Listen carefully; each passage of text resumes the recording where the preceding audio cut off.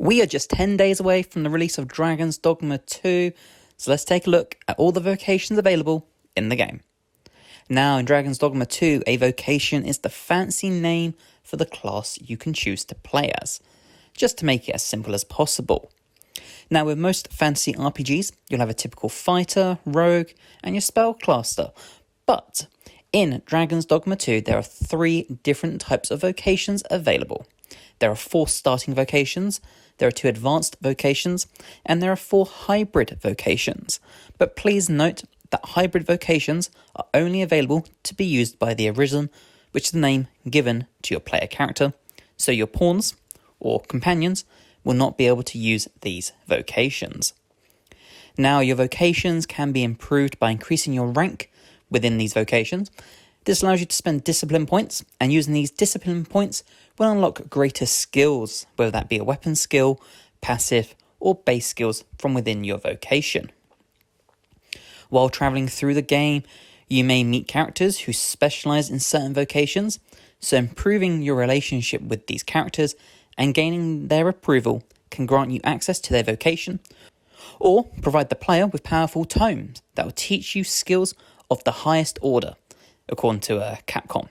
So make sure you seek these characters out on your journey. So let's begin. Let's go over these vocations. First up, we have the Fighter. Now, this is your traditional sword and board vocation, utilising a sword and shield to excel in melee combat. The Fighter is your typical powerhouse of the party. They use their shield to act as a frontline defence, as well as deflecting attacks and parrying enemies. This pushes them off balance or opens them up to counterattacks, while also dealing damage with powerful strikes to the enemy. Build this vocation up to maximise their HP, and you'll have an amazing frontline tank to defend your party from danger. Next, we have the Archer, and as the name suggests, this is your long-range specialist for DPS, using their bow and arrow to pick off enemies, deal with enemies on higher ground, at long range, or even sky enemies, who can be more than a little bit tricky. Archers are also capable of striking enemy weaknesses and weak points, allowing opportunities for your other allies to hit devastating blows on your foes and take them down quicker. The Thief vocation is your typical roguelike build. They're equipped with dual daggers for high DPS and increased mobility compared to the other starting vocations. This allows you to get into the fight and leave before taking damage due to their much more squishy nature. Thieves are also able to cling onto enemies and climb them to inflict heavy damage, as well as steal items from both NPCs and enemies, which just shows they've got a use outside of combat. You can see the Thief class climbing enemies in the little trailer I am showing here, and it's just very akin to the first game where you could do this and strike at enemies from there. The Thief class also has access to explosives and the ability to light their daggers on fire, which not only deals extra damage, but just looks cool. The Mage is your starter spellcaster, equipped with a staff to stay at long range due to their extremely squishy nature. Mages not only use spells to deal damage to enemies, but they also allow the use of spells to not only bolster and improve your allies' weapons and damage, but also healing spells. This makes them a very versatile starting class, and arguably a much needed player character or pawn, especially in the beginning of the game. The trade-off for this, however, is much more powerful spells will require a longer incantation or casting time. This means that you may have to avoid a lot of attacks or ensure that your mage is further away so that they can get these spells incanted and then cast. This is a much more strategic vocation to play because it will allow you to have more control over the battlefield. Now, those 4 are your 4 starting classes. These are available to your Arisen or to your pawns. And the next 2 are your advanced classes.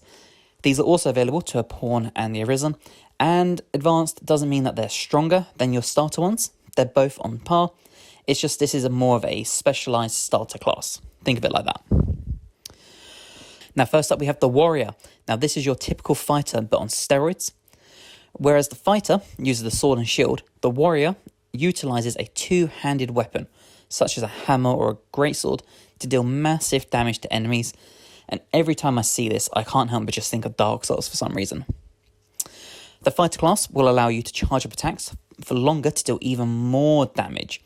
And when it comes to all the vocations in Dragon's Dogma 2, the warrior is amongst the most powerful of damage dealers, but is still capable of tanking enemy hits to protect your ranged characters. So if you prefer a more two-handed build, or you just like being that really tough character or want to be guts, for example, then the warrior vocation might be for you. The sorcerer is another one of the advanced vocations, and this is a spellcaster much like the mage, but specialises in attacking enemies and dealing damage. Again, much like the mage, the sorcerer uses a two-handed staff to deal crippling damage to enemies of multiple different elements, as can be seen in the gameplay here. As said before, the more powerful a spell is, the longer the cast time required to cast said spell is needed. And whereas with the mage, some spells are quickfire and some aren't, all of the sorcerer spells have longer casting times than the mage because they're much more powerful. Meaning that the key to this vocation is to keep them behind your frontliners and safe from any danger from as long as possible, so they can utilise that high DPS magic they are capable of. Now those 6 vocations are available, as I said, to both your Arisen and your Pawns, but now it's time to go over the 4 hybrid vocations. Now again, these are only available to your player character or the Arisen, and these look like a lot of fun. So let's begin with the Magic Archer. Now, much like the standard archer, it specialises in dealing damage from afar. However, the difference between the Magic Archer and the normal archer is the Magic Archer is in no need of a quiver, as all of their arrows are conjured magic, allowing the player to switch between damage types to allow you to take advantage of the enemy's weaknesses to certain elements. The Magic Archer is adept at attacking, healing, and supporting their companions, while also having access to a learned ability that will allow you to do a massive amount of AoE damage. But the trade-off to this is that it will siphon and reduce your own maximum HP. Now, whether this is a permanent decrease to it or not is yet to be seen, but it's a big trade-off. Health versus a huge outpour of AoE damage. This is one of 2 vocations that I'm very excited to try out, and this will probably be the vocation I use in my first playthrough. Next up is the other vocation, which I'm really excited for, and it's the one that took the gaming community by storm when it's first revealed during the Dragon's Dogma 2 showcase, and that is of course the Mystic Spearhand. Now, equipped with a unique weapon only available to them, known as the Geospear, the Mystic Spearhand is able to wield both magic and melee combat, making them a great all-round vocation to use and very, very versatile, like we spoke about with the Sorcerer vocation. Combining their spells and melee prowess, the Mystic Spearhand is also able to telekinetically throw objects at enemies using their Geospear to deal increased damage to them, or paralyze enemies, making enemies easier to take down by not only themselves, but also their teammates. Moving on to the Trickster. Now this is another vocation that was revealed during the Dragon's Dogma 2 showcase, alongside the Mystic Spearhand. The Trickster, again, wields a class-only weapon akin to the Spearhand, this time being a censer.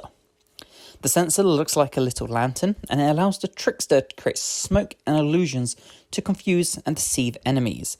This in turn can cause them to fight against their own allies. Along with this fun ability, the Trickster is capable of increasing the power of pawns, or companions, for anyone not too familiar with the game or struggling to keep up with all the terms being used here, making them a very good support character for your damage-dealing pawns. And finally, we have the Warfarer vocation. Now, this is a class capable of using every weapon available in the game and learning skills from each vocation. This is very much a blank slate type vocation, allowing you to make the build of your choice. Think of it like multi-classing in Baldur's Gate 3. It allows you to create combos that cross vocational boundaries, as Capcom describes it.